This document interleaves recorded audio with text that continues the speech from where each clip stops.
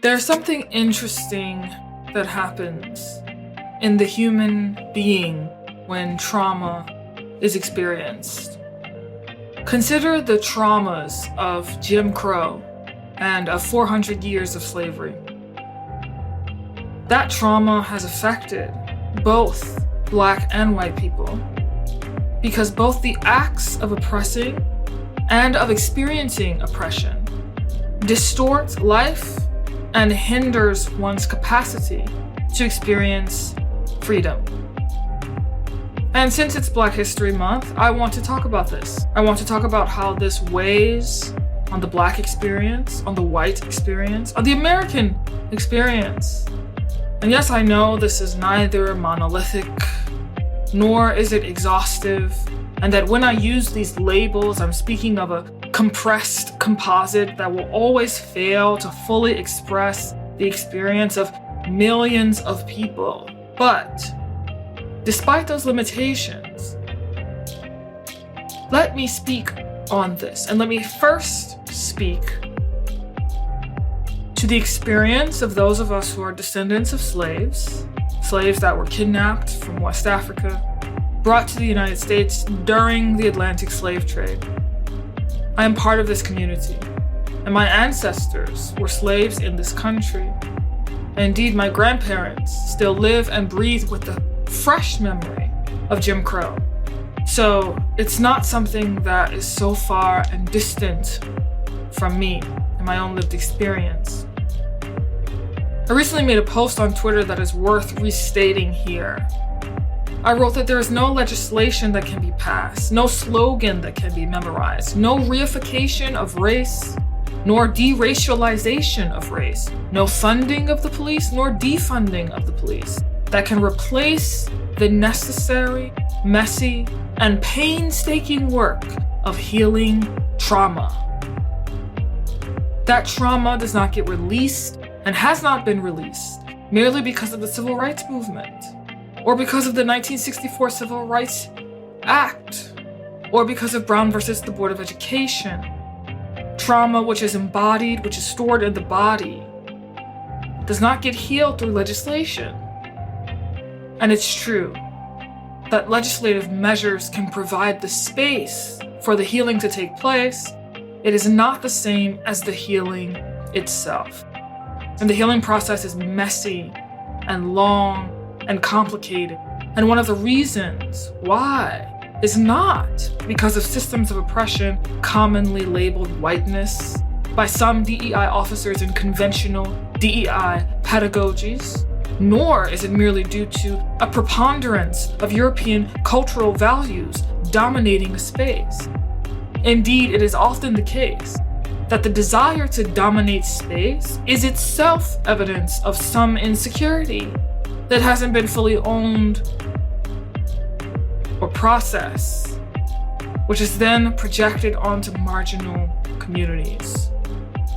This defensive mechanism is not the exclusive property of the white man, but one which we all share in common as human beings due to the most entrenched, most systemically oppressive institution of all.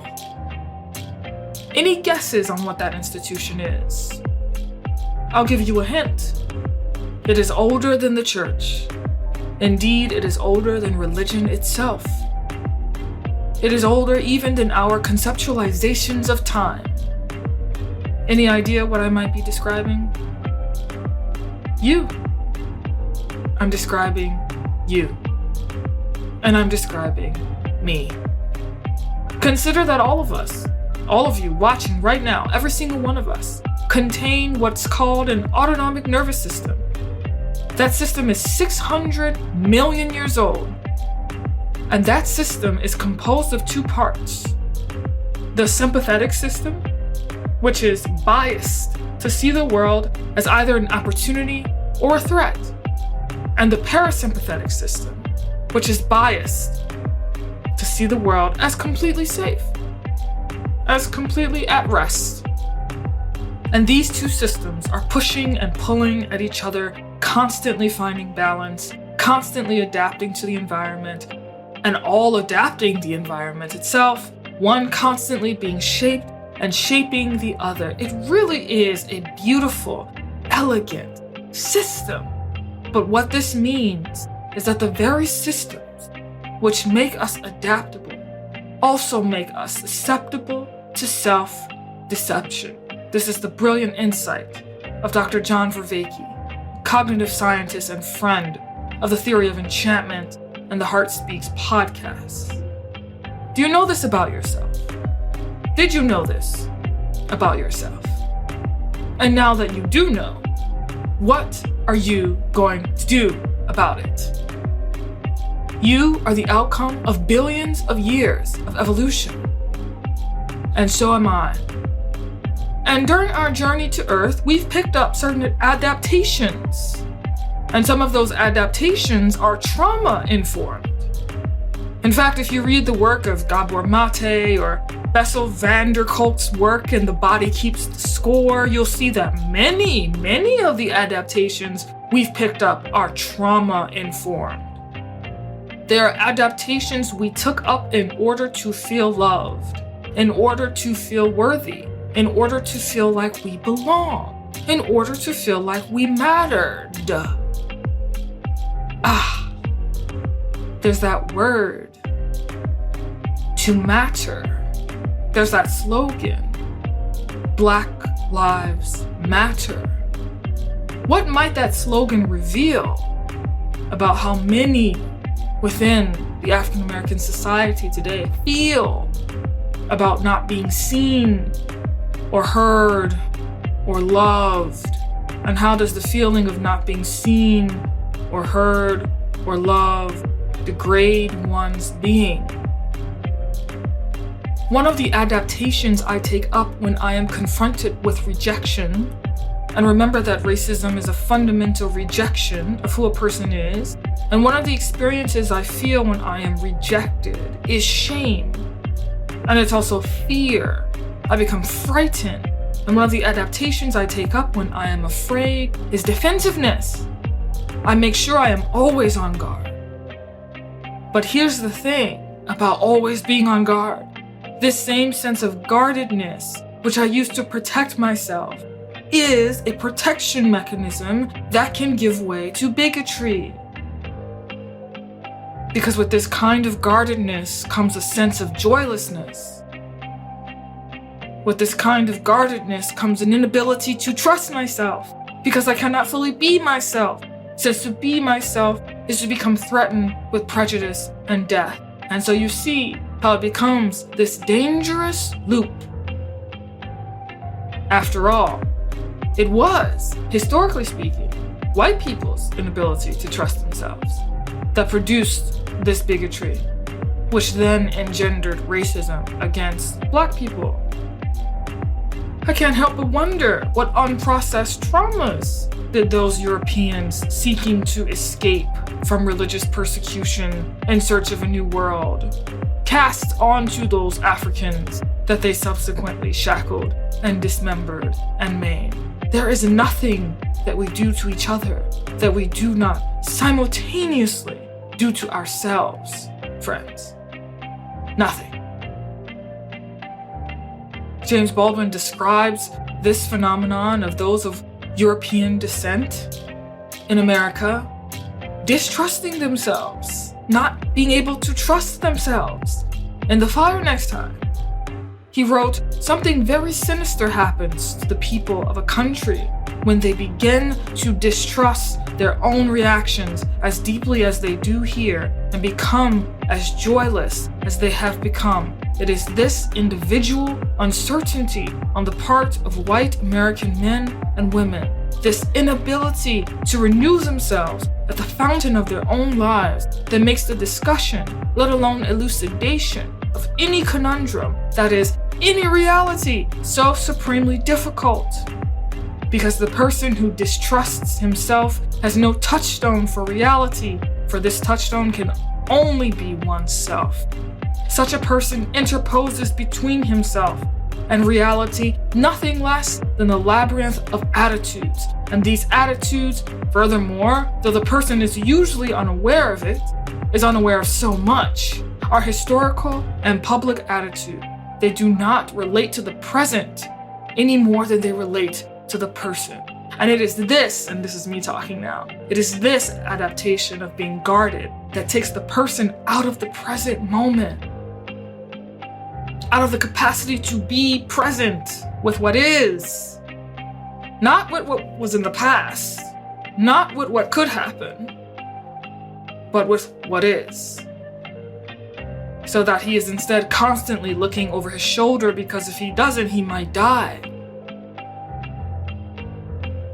And so being guarded is an adaptation that he picked up over billions of years of evolution. And yet, if he continues to live his life in such a way, his soul will die. Because he will start to over-identify as the guarded one. His entire identity will become wrapped up in being the guarded one. And the very thing that keeps him alive will shackle him. Remember, the very things that make us adaptive also make us susceptible to self-deception. What a phenomenon. Now, let us for a minute consider all this information I've laid out here and ask a simple question. This year, the theme for Black History Month is Black resistance. Why? Why might that be? What might that reveal to us? After all, there is a long and glorious history of Black people in this country, in the United States, resisting Jim Crow, resisting institutional racism, resisting all of these terror-filled and terrible things. But there is, I fear, also a danger in glorifying resistance in and of itself. Resistance must be in service of something higher than resistance itself. Else it runs the risk of becoming an adaptation by which we as Black people will start to define the entire thrust of our lives. It runs the risk of leading us to define ourselves exclusively and exhaustively, emphasis on the word exhaustion, as resistors. And this becomes a hamster wheel from which we can never leave. This becomes a hellish loop that has nothing to do with freedom. Because if all that we are is guarded, if all that we are is resistant, if all that we are is defensive, our light is not able to fully shine through. I heard a vocal coach say something recently that was really profound. She said, the ego does not want to change. Even in your misery, at least you know yourself there. It's when we step into unknown territory that we become fearful. Who would we be if we did not feel like we had to resist all the time? Who could we be if we were not on guard all the time? Who would we be if we had space? Who could we be? It is no coincidence that Black Lives Matter is the slogan that it is. It is an insistence, it is a demand that Black lives be treated as though they matter. But, again, this presents us with a dilemma. Because as I pointed out to you earlier, there is no legislative act, there is no slogan you can memorize, there are no definitions of Blackness or whiteness that you can internalize, no chant you can memorize, no Twitter battle you can win that can replace the long and tried and messy and dark and sorrowful process of healing that is necessary to release trauma and to allow the undamaged essence. And yeah, I know, Essence magazine was a Black magazine I grew up reading in my childhood home and at the hairdressers and so on and so forth. That name is deliberate, right? To allow the undamaged essence of self, which is connected to source, which is connected to the divine, which is your birthright and my birthright, to come through, to shine forth. the theme for Black History Month this year, Black resistance. And I must admit that I have been moved by much of what I have seen in the posters and reels of historical montages online, the sit-ins, the marches on Washington, the voluntarily going to prison, all in service of that greater goal of freedom. But let's not forget that greater goal of freedom, because if we forget the goal, we can too easily fall into a loop where we start to resist for the sake of resistance, and we resist for resistance' sake, and we are fearful all the time, every time we're surrounded by people who don't look like us. And just like that, we have, without even knowing it, confused being guarded and confused resistance for being free. And in order to become free, we must heal. And in order to heal, we must commit to an ecology of practices that is rooted in love. That, my friends, is the only way. Happy Black History Month.